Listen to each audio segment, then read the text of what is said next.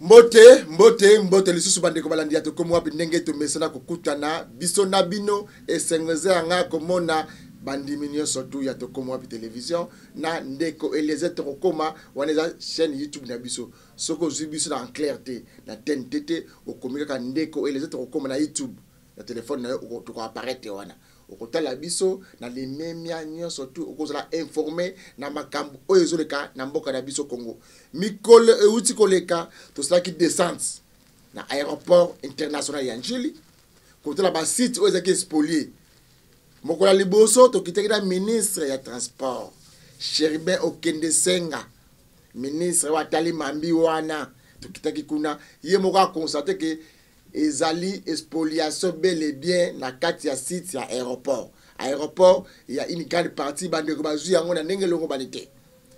To kiti na DG ya RVA Chungu. Totali to consacré susu, il y a eu bel et bien spoliation ya grande partie ya aéroport. Après to kei Mbujimai, to ko lancer misala ba travaux ya aéroport ya Bipemba. Et qu'on appelle aéroport international. Nde kwa bengi biso habité na landa gibi ndenge bokiteke kuna na terrain. Ngana zali len ya bana ya moto ya zali responsable ya site bokiteke wana. Na zabi na mo version de fait nga kopesa. Comme biso to liaka moto yango la lito imokote. Na lobaki boyi. To sala émission, to sololaka. Soko na point de vue contraire à donner yaka plateau zawala to sola. Mais ko kosa batute. Soko mwenza lokuta tika na ndako ndeko nanga. Oza plateau mikolo ba kozi ba kolanda biso to boyo tsa bat na confusion autour tsa bat mitu yaka na ba preuve na ba document o le bade makambo bande ko RVA ba conseiller juridique ba le beza lokuta ngai na zana vraie version yango le na zona bien ndeko moko dossier toujours ya RVA omoni quartier tona bebe ngoni biso benga ba biso benga kingasanya suka quartier 1 quartier 2 quartier tona suka wana wenza indu espace la nyoso tina cimetière ya Sifozal et le comment Sifoko allez se comprendre biso za bazaiwa ezana maboko ya nani ezala rape ya nani ezape ya nani qu'est-ce qui se passe dans site wana mokolo lelo bolanda biso na bokebi nyoso tant tozolo baka olingoso mba esika olungozo akonta na kisasa benga tuna to boyolela lelo nazo ya mblablo ndeko bolanda bokebi nyoso qu'est-ce qui se passe na terrain auto bengi Sifozal. Mbote ndeko nanga? Mbote journaliste papa journaliste. Boni santé. Santé ezali malamu na ngolo ya Nzambe. Tokoki koyeba kombo nao? Kombo na ngai Nzama Mputu Emmanuel. Nzama Mputu Emmanuel. Nzama Mputu Emmanuel ozali ndani. Meko pesa so biographie moke ya 2 minutes. Nazali mwana ya Nzama oyo kolo concession ya Ntwengi.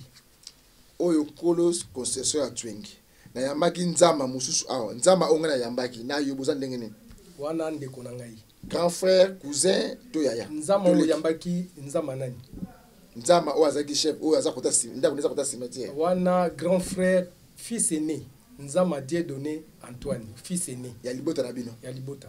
OK tolingi toyeba tolandi discours ya ministre ya transport tolandi déjà RVA ndeko na ngai bino site wana balobiki espace na nyonso tu ezali ya aéroport ya Njili à l'époque na tanga Mobutu ba 60-65 ezali na contrat moko bo ezali na bata Sotraz nde ba pesa ki ba ngini parti bata Sotraz wana na ba serba ba Zaire nde bine boyo ko diembela boko moteka ba côté kuna nyonso donc te ba pesa biso mo vraie version. Qu'est-ce qui se passe dans la zone? On a pas ce boy. On dit que nous avons un terrain d'abino, on est dans mon apoto, à 3 immeubles sur 3 niveaux. Les lots ont avisé ça pour dans l'abisso. Est-ce que vous voyez bien? Les lots ont mon apoto. À outa poto, à yate missionné na site wana. Les lots ont AVC après datu. Pourquoi ça bisote? Loba solo c'est vérité. Tout ça à disposition na yo. Yaliboso na remercier mokonzi ya mboka chef de l'État, Félix Antoine Tshisekedi Tshilombo. Na vision kitoko oyo mokonzi ya mboka zwi, kofanda tali ndenge nini babiloko ya bana mboka bazali ko botola yango babiloko ya bana mboka bazali batu ya makasi bazali ko sakapare nango nde mokonza mboka talaki oyo balobaka na français la justice enlève une nation bosembo nde etombolaka mboka nde mokonza mboka atalaki nyonso wana na programme na ye a lancé état de droit. État de droit au mokonza mboka a lancé réellement tomoni ya solo ndenge to uti ko samba na 4e ri état de droit et koti na kati ya justice mboka na biso. Na 4e ri to uti ko samba na RVA. To uti ko samba na RVA to bimisi ata erronté. Mais bosembo justice ya mboka ekati mutazali na tort bapesi tort mutazali na raison bapesi raison na ko bwakela lisusu mokonza mboka ba frère rebelle ko landisama na ndenge justice cour d'appel ya matete ekati procès na biso na bosembo nyonso mais eloko epesi biso passe o tozali ko déclarer lelo mokili mobimba peuple nyonso alanda yango eloko epesi biso pasi tomoni ke na vision ya kitoko ya mokonza mboka bonne vision ya mokonza mboka tomoni na basaboteur baza na kati basaboteur baza na kati oyo mokonza mboka ko beta sete butu moi alobi ba impunité yango batu ya bongo bazali kotika te lokola ndenge to uti kolanda na émission to komi wapi ya RVA auti ko sala na kati ya site na biso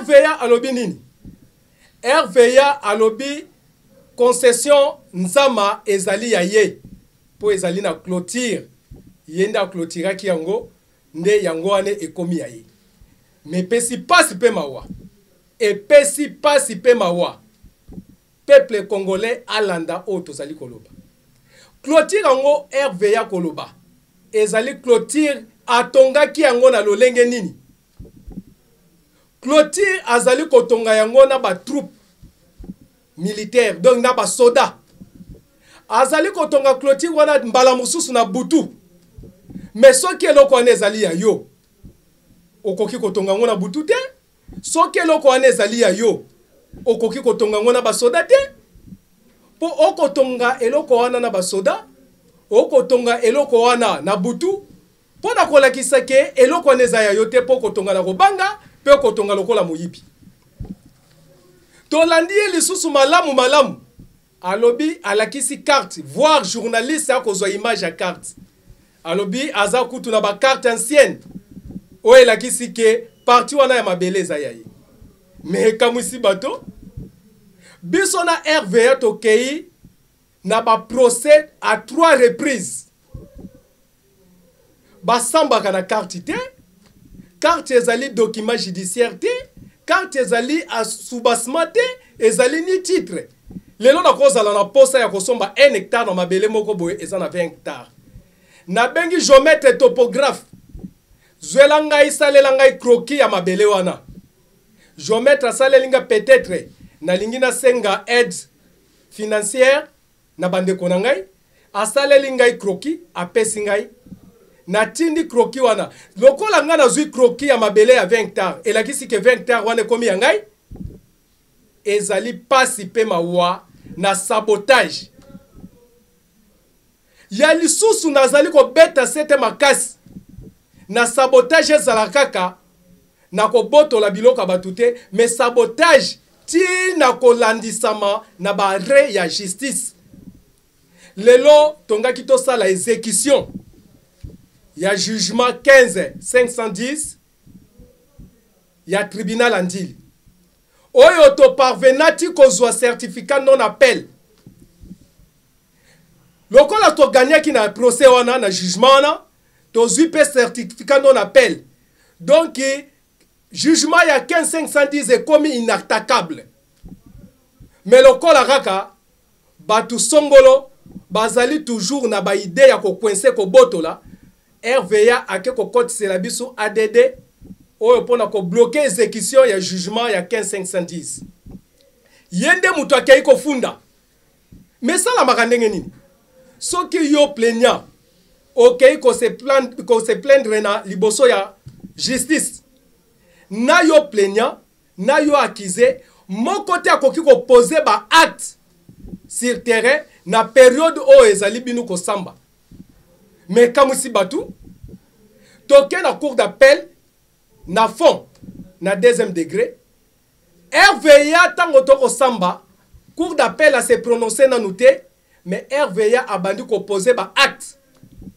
na terrain mais lelo cour d'appel a se prononcé ba notifié et puis jugement arrêt ebimi na faveur na biso donc to longi RVA lisusu mbala ya misatu pona ni mbala misatu mbala liboso to samba ki na ye na 93 après avoir démolition à quelques maisons na 92 nde to funda ki RVA to sambi na 93 to gagné procès na 93 to yeko samba ye lisusu na 2011 na 93 94 lokola balobaka sol et sous-sol appartient à l'État nde fait papa nzama atali ke non akoki ko occuper mabele bongote po machine komaki déjà urbanisé il faut akene na ba service compétent po azwa mpifo ya ko mabele wana ekoma ya ye privé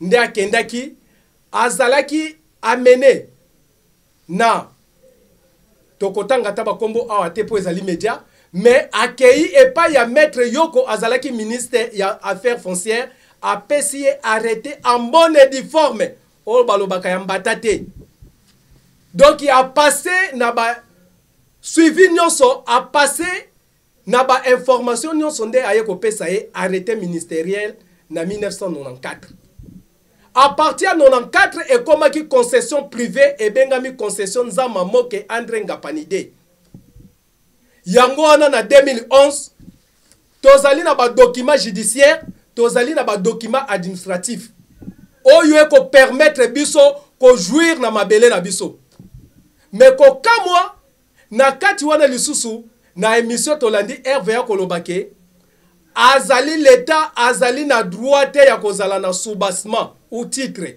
mais kamusi batu na kobeta moi histoire muke pour RVA ye bandenge ni aye kozwa mabele wana na année vers les années 45 Sabena aluki place ya kotia ba installation pour atia aéroport ndenge ezali mikolo babengi yango ndili nde akendaki komona chef coutumier tanga moni place ake komona chef coutumier oyo azalaki kolo mabele wana babengi ye chef coutumier Ngana Masumbu ake komona ye nde chef coutumier wana apesaki ye atekeli espace entre Ntwenge rivière Ntwenge na rivière Nkondi na montagne ya motuya 45 000 francs belges bachive ezali 45 000 francs belges nazali nango mais 45 000 francs belges histoire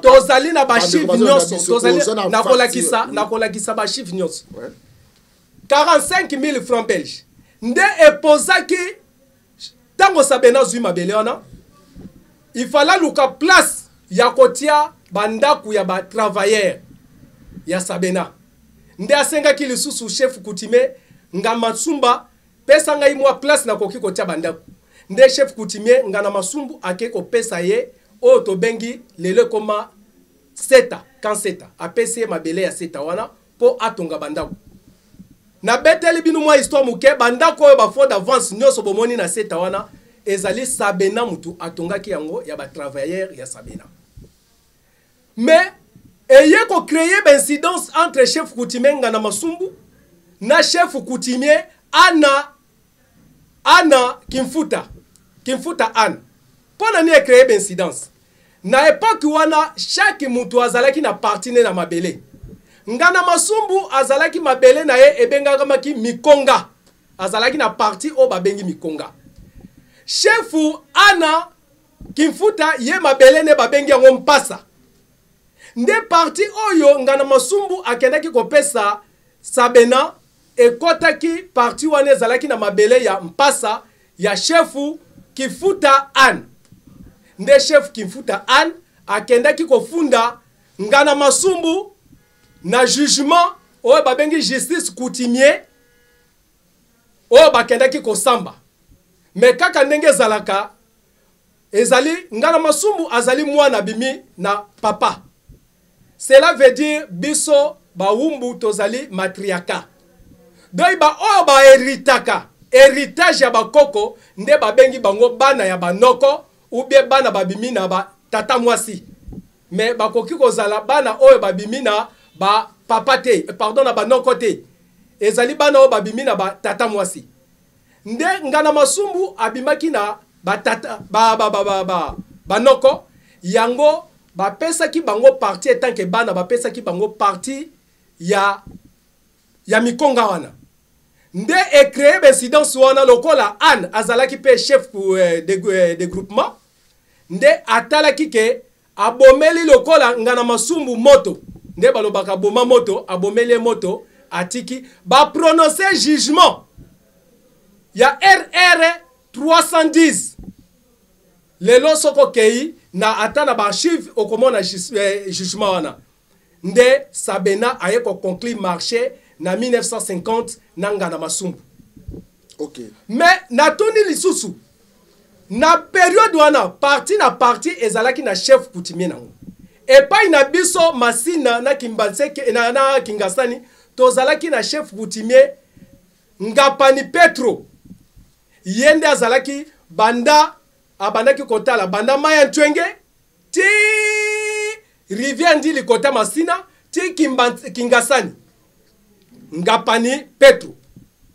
Mais na période wana Sabena tianga te ba installation na ye Sabena abandaki sikoko négocier na ba chef coutumier poto landi bango lisusu balobi voir ba parler sur voir mais ba yebi ba réalité ba voir ngote voir ba parler sur voir o voir ezalaki na Mbinza Telecom menga na ko expliquer bango ba voir ndenge nini ezali soki ba mona kalelo voir o ezali epai na biso na ntwenge ba benga kayango 0D. Et puis, oh, ezana mikonga babenga kayango 06. Cela veut dire bavor ezalaki 6 motoba. Oyo ezalaki na ville province ya Kinshasa. Sabena zalaki na moyen ya ko négocier na ba chef coutumier na titre gratuit. Pour ba chef coutumier ba rendre service a poser bavor na ba milliers nyonso oyo ezalaki na ba chef coutumier. Bamboka na biso. Nde ayokani na chef coutumier Kimpe oya Mbinza Meteo atie vor na Mbinza Meteo. Ayokani na chef coutumier Ngandu oyo ya Kimbanteke atie vor na Kimbanteke. Ayokani na chef coutumier Ngapani Petro oya biso ya Ntwenge atie vor na Ntwenge. Ayokani na chef coutumier Ngamayele oyo ya Bingi Bingi face Kibomango atie vor kuna. Ayokani na chef coutumier ya village Kimpoko atie vor kuna pe ayokani na chef coutumier ya ngana masumbu atie vor na mikonga. Les 6 vor o ezalaki. Mais ba vor wane tiamaki na contrat moko gratuit mais déterminé il y a 5 ans. Cela veut dire Sabena après avoir 5 ans akoluka ndenge nini akolongola ba vor wana po a installer radio numérique na site na ye propre oya bimisa ki misolo pe asombaki. Il faut expliquer ba congolais bien vor yango de sala ka pilote a solula na ba aéroport a solula so za likolo ay banzania kokita moya ki déjà ya zelanano avec monsieur mata donc vor ezali appareil oyo eza aide na pilote a solula na aéroport oza à 0 mètre, c'est ça non? Vor na ko expliquer vor na ndenge nazali ndenge na yebi. Voir tozalaki na ba pareil ba avion o babanda ko benga bango ba avion à vie. Voir ezalaki simple signalisation ya komona ke no million nga na komi pilote amoni ke na million nga na komi na million moko piste ezali non loin na ngai ou bien piste ezali près na ngai. Donc yango nde ba voir ezalaki na ba pareil oyo ezalaki na ba signalisation. Donc ezali na ba lampe témoin likolo nango. Yango nde badaki ko jouer rôle ya pilote ya mona yango pour akomi prêt na atterrissage. Ok, donc les gens me tournent. Ndeko landanga na bokebi nyonso. Bino bozali bana papa nzama. Na aéroport international Njili. Bino contrat na bino na contrat aéroport. Contrat ni sama liboso. Yango na ngina lo babu. Landanga na bokebi nyonso répondre nga mituna zo tunayo. Concession nzama. Aéroport international Njili. Tous les deux contrats puis contrat avec liboso. Contrat eyaki liboso. Aéroport Andili asalaka contrati. Aéroport Andili Sabena asombaki en bonne et due forme. Okay, Mabele wana situation ça contrati. Oui, exactement neni. Wana n'est pas colonial. Na neni. Ayeko conclure marché na 55 na 1955. Bine bozalaka na place. Na Congo belge. Bine bozalaka. Tolongwe na Congo Léopold tokomi na Congo belge. Bine bozalaka na site wana te bozalaka côté mususu. Biso wana biso tozali na site wana ezali lokola mabele na biso. Ezalaki chefferie ezali mabele na biso nde ezalaki dirigé na chef coutumier Ngapani Petro. Tore ko yeba place yango site yango bozo wela na bandeko RVA ministre de transport ya terrain ya RVA spolié. Mekana ko expliquer bana mboka ba kongomani balanda biso za place ni expliquer na carte na bino. Si choto ko welela outi côté na centre. Tozo kende mekana ko expliquer biso. Si choto ko welela yango ezali chefferie ezali village pété. Si tu wana tango milieu ekomi urbanisé. Nde ba chef coutumier bazalaki lisu na monopole te ya kozwa mabele.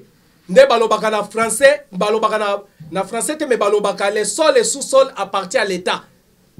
Sol et sous-sol appartient à l'État. Soko zwi mabele na yo pour légaliser yango, il faut que ne kozwa ba titre des propriétaires na maboko ya l'État. Et ça place ni expliquer biso na uti wana ezali entre Endu et Bandina Endu wana boulevard wana presse wana babengi yango bosango oyeko zwana boulevard Lumbumba oyeko zwana rivière Twenge okei kuna okeko zwa fleuve donc rail côté ya rail côté kuna cimetière wana leki cimetière okeko zwa côté ya rail wana na cimetière beza kati na biso na cimetière eza na kati na biso papa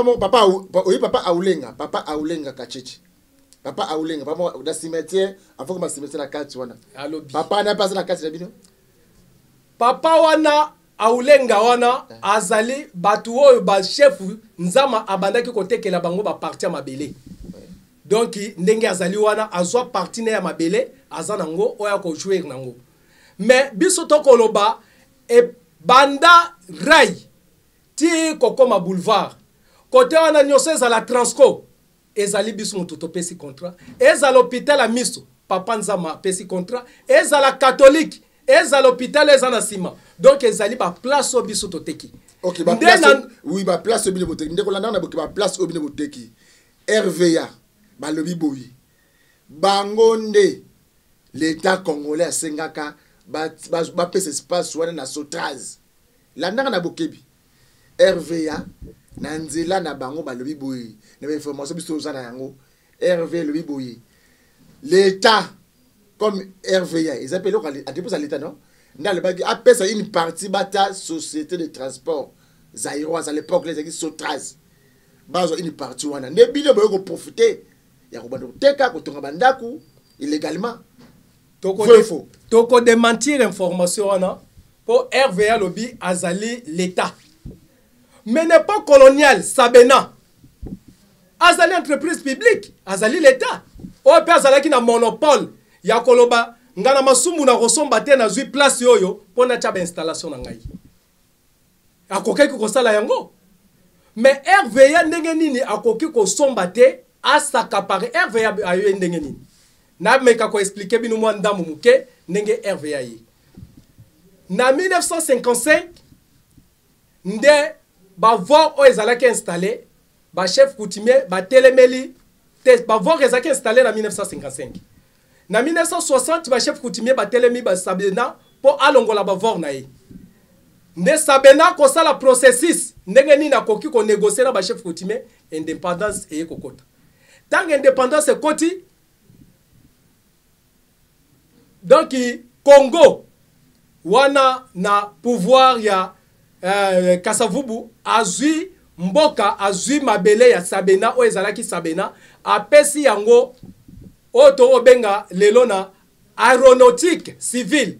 Donc yango nde mutu esangisi na RVA na AAC. AAC ezali autorité d'aviation civile. Yango ndeko contrôler kaka ba licence ya ba avion et contrôler na ba licence ya ba pilote. Ceux qui licence les habités ba faire clouer yo au voyager les sous-souté au komata les sous-souté pour ba licence za nini. Yango pe na ngamu mususu nde RVA yeko bima. RVA nde yeko zwa ko gérer ba espace aérien na espace terrestre. Yango to bengango régie des voies aériennes. Répondre na mutune na tuni wana. Na lobi boye. Information za na yango. Ba lobi espace wana ezala ki na banda kote. Cimetière ezala kité, ndako mo ezala kité. Comme RVA ezala à l'État. L'État il fallait pas installer société de transport aériens à l'époque là. Ezala Sotraz, société de transport aériens.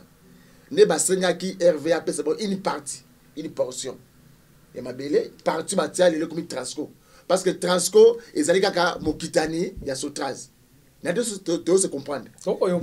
Yo na makamwana raison ningo pesa plate lebi bango ne ba pesa ki ne bino ba profiter na simana comme bo mesana spoliation na kongo zelo pa mabwana otonga bandako na ko ebiso papa journaliste boye mboka po etonda ezalaka na batu mboka po etonda ezalaka na batu soki batu baza mingi te ata bozana etandi ya munene bandako ekozalaka muke place obino bozali répondre plus à mutuna wana bandako ekozala muke place obino bozali RVA atikala ko pesa Sotraz mabelete.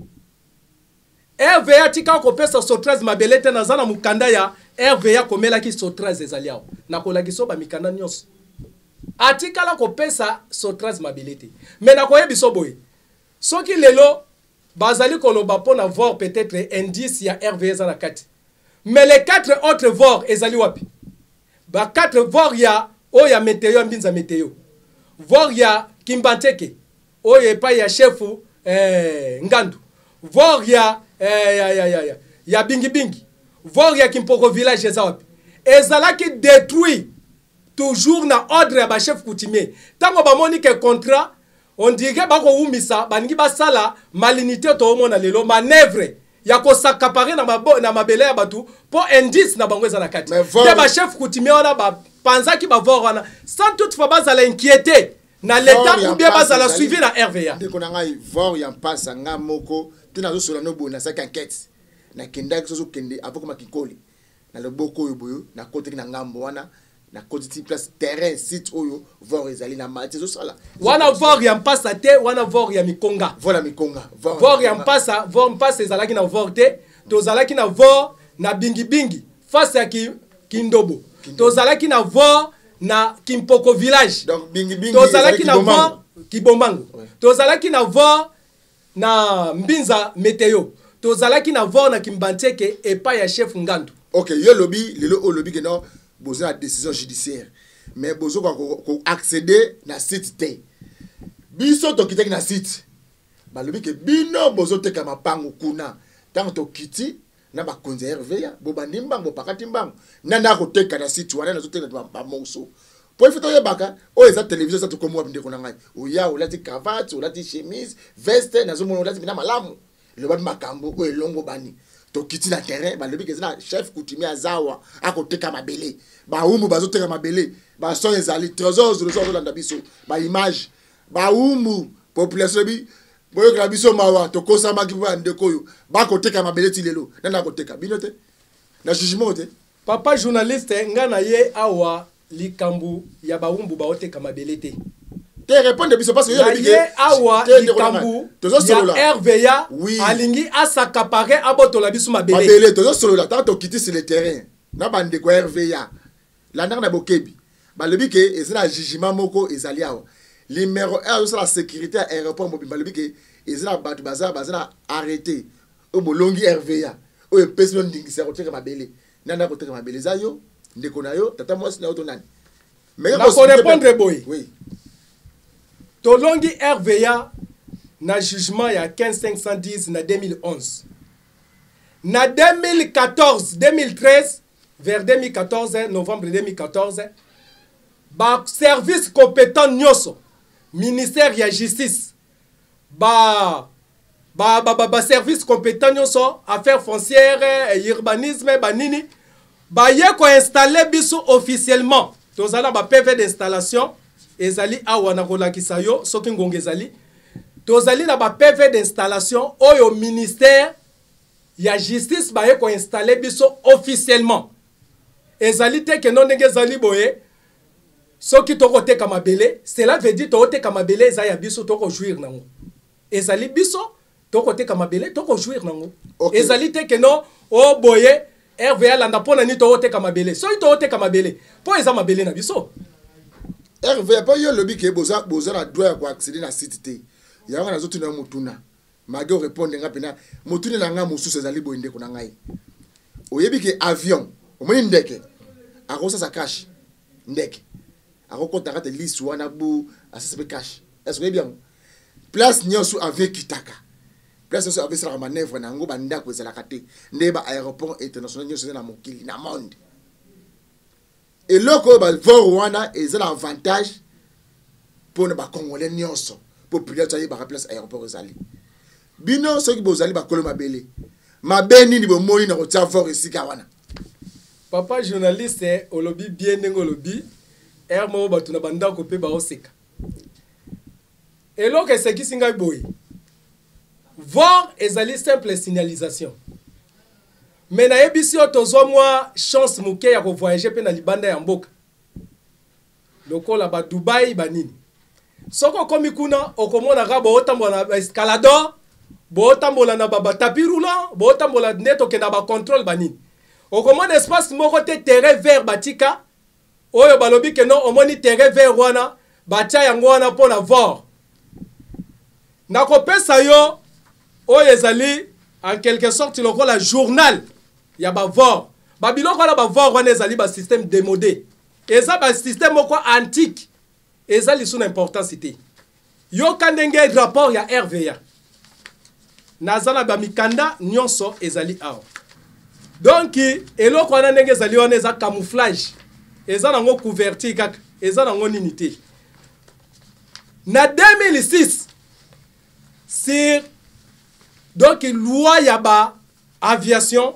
oyo ezalaka dirigé na Canada nde bapesaki ordre ya kolongola babiloko wana nyonso banini wana po bakota na ba radio numérique bakota na ba radio numérique RVA a parvenaki ko zwa ba matériel ya ba télécommunication oyo ekosala par satellite depuis 2006 mais ezalaki installé na 2009 ezalaki installé na 2009 utilité ba voir wana lisusu ezali te po wana ezali ba radio numérique et ko permettre ba avion et voler et ko permettre ba avion et atterrir facilement sans problème po ezali na ba rayon oyo ba ko solola na nini mais quand kotanga papa journaliste peut-être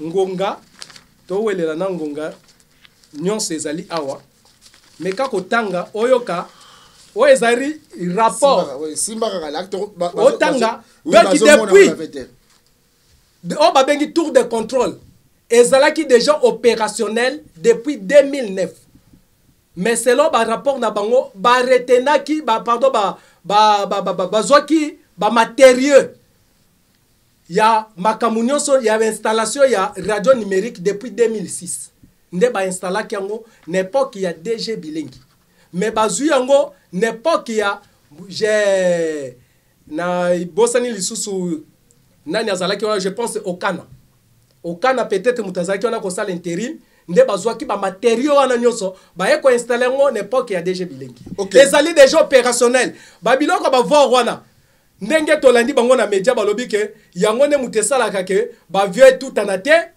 ba vieux et voler bien ba vieux soki avieux za na nzela oyo yango eko désorienter peut-être ba ko orienter yango na nzela mususu bongo banda batie yango wana lelo to kende si je ne me trompe pas ba un mois ou bien to landa combien de semaines bongo ndenge nini oyo batie ezali opérationnel te oyo pe balongoli basi balongoli mais ndenge nini ba vieux ko tout anakate ba vieux ko atterrir pe ko voler ndenge nini au moment yango ezali na opérationnalité mais kana ko misusu wana ezo aider que ba voler salama parce que yango za plus puissant ndeko na ngai misusu wapi zela ndeko na ngai nyo ça détruit misusu wapi osala maîtrise osala aviation civile parce que bat bazo expliquer que vor o eza utile eza ba directeur d'exploitation ya RVA ya mboka Congo ba ingénieur minene ya mboka ndeko na ngai yo kosala face na bango o walebi ke loko oyo eza po sunga ba via batu oyebi ke avion ezo ne mutuka te accident avion eza accident mutuka te ya mutuka ko mona nzilo ko sauter ya avion mo ko sauter za kati ndeko na ngai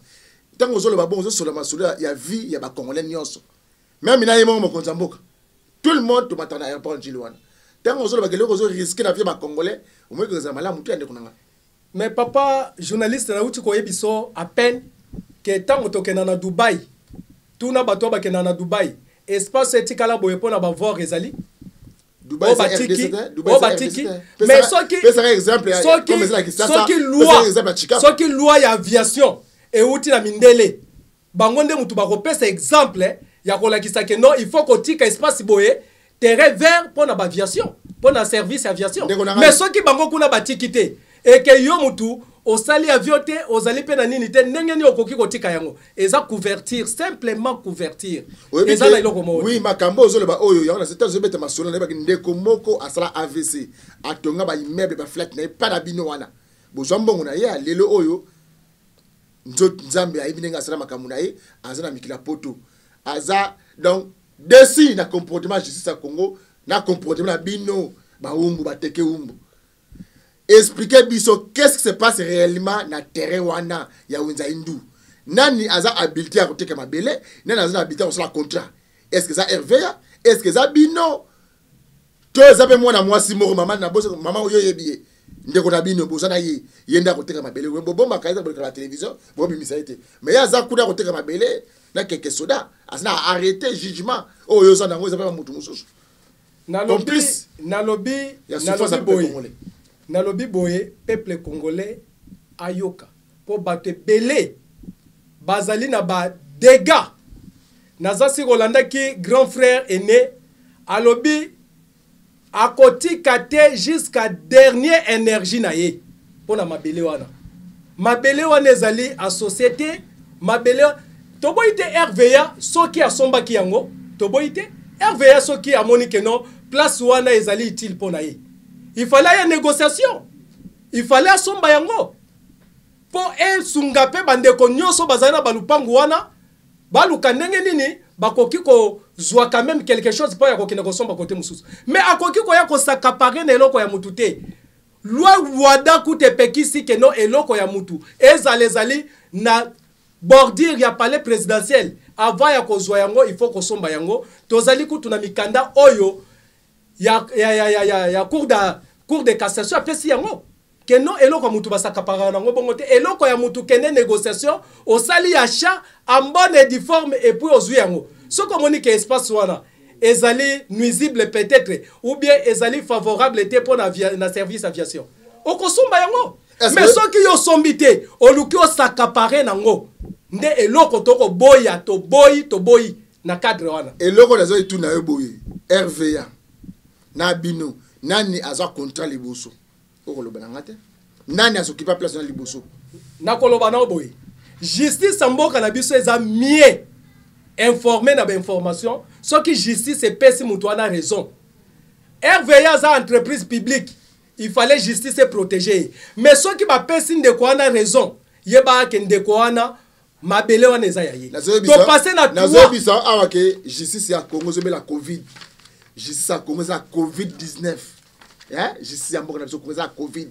Ma kambozo kana mboka na biso Congo na to mona yango te na za zairwa na botami na koli bande ko bozo landa ngai makambozo kana mboka oyo na vivana ngana no yango te o mutu azana contrat a bonne uniforme ribadisme habitant affaires foncières ne ba chef coutumier na beaucoup mais mutu na décharge a boteli ba document na nyoso a boteli mutu 4 cas de charge ozo soma 4 cas de décharge makambozo kana mboka na biso kuneza passe mingi ndeko mais ça suka na bandeko tuba zo landa biso sikoyo yo zali bongo mwana ya papa nzama oyo azoki ba contrat et pas wana na avant comme RVA message ni force en repesa ba peuple congolais tuba landa biso pour na site ya twingi na pesi peuple congolais na remercier le sous mokonza mboka bien que ya lobby justice et kobela mais biso to uti na 4e miri to boakeli le sous mokonza mboka ba flair po to moni ya solo état de droit et koti to bimisi ata erroté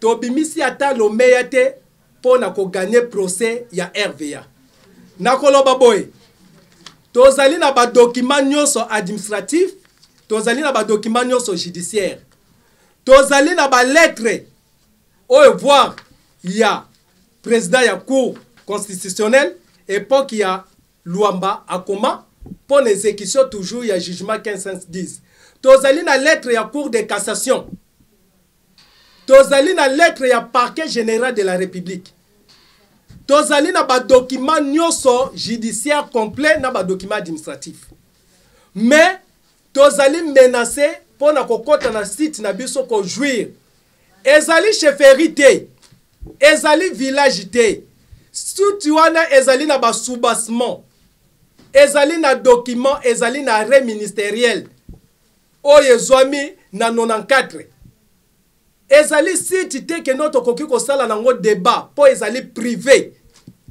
l'état ko reconnaître yango soki tokei pe mwa mingi naza ba document voir ya ba DG ya RVO basi baleka toza nango okay. Soki ba kosenga ke non ndenge ezali boye baya kolakisa na plateau ba document bango bazali mais balakisa carte te okay ndeko za pre ngana benga ta motu moka RVA ya fandi wana ndeko zala nu ya ndeko RVA afani place yo fandi yo ofandi na mopanzi nanga ngala katikati pièce contre pièce famille Nzama tozali prêt ya ko défendre concession na biso na ba document judiciaire na ba document administratif mozo wangana wati na lebi nani azoteka na site na minute so tozo ba boy ezoteka ma nani azoteka site soki document ezali ya biso soki document ezali ya biso site mutakoteka nani soki ba document judiciaire ezali na kombo ya Nzama moke André Ngapanide soki ba document administratif oyo arrêté ministériel ezali na kombo ya Nzama concession Nzama André Ngapanide nani akoki koteka soki ba oyo bakoteka ezali oui ba décharge ce que c'est comme mwana mwasi ya soki ba oyo bakoteka oyo bazali légalité nde to ko s'en charger na bango na moment opportun mais na minute oyo problème c'est problème nazo comprendre bien nazo landelo bien ozo boya ko loba na télévision bon c'est un problème c'est problème ngala lingité na lingine ko ina plateau na biso ozo kende peuple congolais aye ba makambo le kakuna site ozo bomba motema na eza conscient ozo bomba nani azoteka décharge osema na maboko mutu asaka décharge sur azumbonga eza mwana mwasi to ko ba komona yi est-ce que azar bon uniforme yende aza censé ya koteka mapango poza die donné te ezali na butaka komona eza mwana mwasi aza bilité koteka place wana papa journaliste mutu nyonso oyo azali na concession oyo azali héritier ya première catégorie te azali na qualité ya koteka te mais ngai na ye awa po na makambo wana te na ye awa po ndenge nini RVA elingi ko s'accaparer na bien na biso oyo tongi to jouir donc na makasi kozwa yango na makasi sans négociation ni contrat ni marché azwa yango na makasi po kaka indice na ya voir eza na kati mais na minute oyo voir wana ezali te bapanzaki yango mabendo pe batie ezali opérationnel te so to benga ngo soki couverture nana panzaki fort bango moko bapanzi fort po batia mabendo wana moni wana na kati ya terrain mais eza opérationnel te mais ndenge ni ba vieux congolais wana za fort moderne ba ko sele ko ya lelo na lakisi yo ba biloko wana ezali déjà archaïque eza démodé ba tour de contrôle ezalaki déjà installé ezali opérationnel yango ne mutu ko sala communication ezali appareil radio numérique mais eko zomba mo satellite ko sala communication entre ba pilote pour na orienter ba pilote ko lakisa ba pilote atterrissage ko lakisa ba pilote vol ezali te que no vol wana ba avion soke ko leka bongo le survol oh na ko féliciter bien que atika c'est que son âme repose en paix général Kikunda oyo akendaki kozwa système ya ba taxe aérienne oyo tobengi IATA na masolo na général Kadhafi mais système ya yata est-ce que ba voir wana oyana ezali wana eza installé ekoki koyeba système wana ekoki koyeba que non avion songolo eleki déjà na mboka na biso nyonso wana koyeba make avion songolo eleki na mboka na biso na ba radio numérique auto benga ba tour de contrôle yango ezali déjà opérationnel na aéroport Andili ezali opérationnel na aéroport ya Lubumbashi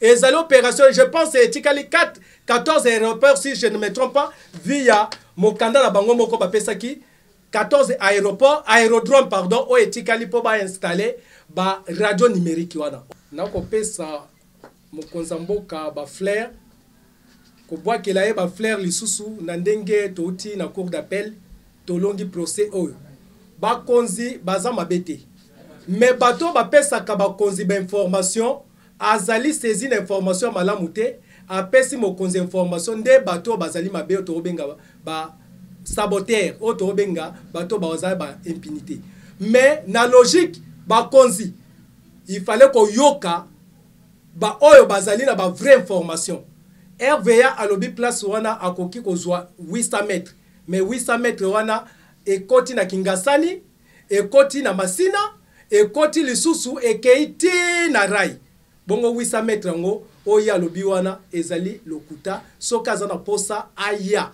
donc makambo ya kozwa mabele ya batu gratuit bien na makasi eza mabe eloko na ngana loba yango wana.